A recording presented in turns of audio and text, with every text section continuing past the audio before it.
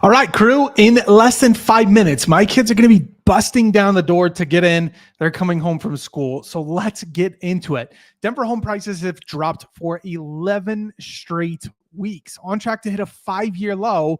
But there's a twist. Experts say 2026 could be the year this market explodes back to life. So is Denver crashing like we alluded to in the last video, or are we on the edge of a comeback?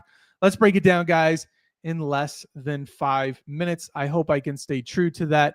Let's dive in. Contracts remain seasonally solid, buoyed by interest rates drifting lower and steady buyer activity. Meanwhile, inventory just slipped below the 13,000 on a weak new listing activity and a record number of expired and withdrawn properties bowing out of the market. If there was any lingering doubt whether we're in a seasonal price slide, consider it erased. Sellers no longer have the luxury of pretending. The curve is here and it's bending downward. And it's bending downward in a very meaningful way.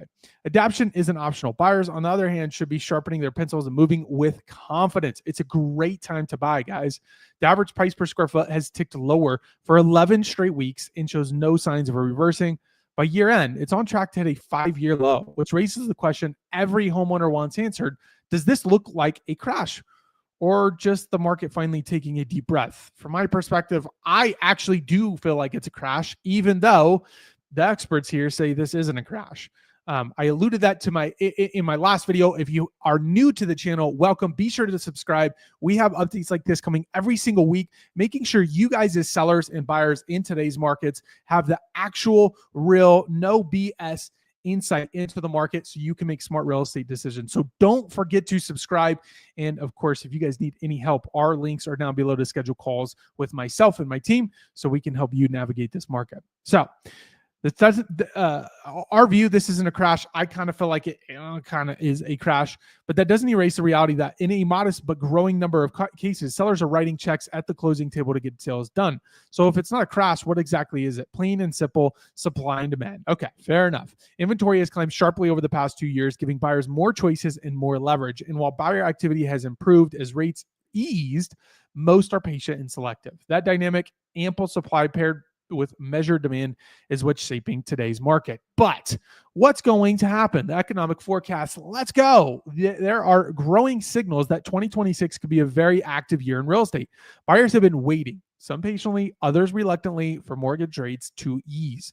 The best forecast suggests that when the 30-year fixed mortgage drops to an average of 6%, market volume could jump roughly 15% today, above today's activity, pushing rates down to 5.5%, and volume could surge more than 20%. That surge would be fueled by one thing: buyer decisiveness. Lower rates unlock affordability, and after 3 years of pent-up demand, many buyers will be ready to move quickly. While we'll likely never see a frenzy like 2021 again, thankfully, a 2026 market could easily bring renewed price appreciation and fresh downward pressure on inventory. So will rates actually fall? No one has a crystal ball, guys. But one of the clear signals comes from where institutional capital is flowing. In the last month, major funds have poured hundreds of $millions into home builders. Why? Well, because the largest players in the game see what's coming: economic and policy indicators pointing towards lower mortgage rates ahead. So the market today, contracts climbed 17% last week compared to the same time last year, powered by 26,000 buyer showings. The buyer activity and increased decisiveness tracks directly with modest decline in mortgage rates over the past 8 weeks. Clear evidence that buyers are poised to move when affordability improves, but we haven't hit the true tipping point yet. Sellers, meanwhile, continue to adjust.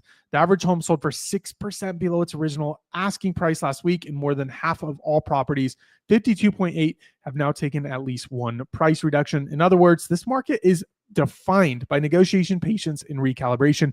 Buyers are testing the waters, sellers are resetting expectation, and the balance between the two sides will determine how quickly momentum builds heading into year end. Guys, that is it. I said 5 minutes. We're done with the report. Here's what I will say. The market next year in 2026 seems to be promising if and only if rates can jump below 6%. Guys, if we get to 5.5%, the market in 2026 will be completely different, significantly different than what we're experiencing in today's market. But for those of you in today's market, that doesn't really matter, or does it? Because ultimately, you sellers have to make a decision today.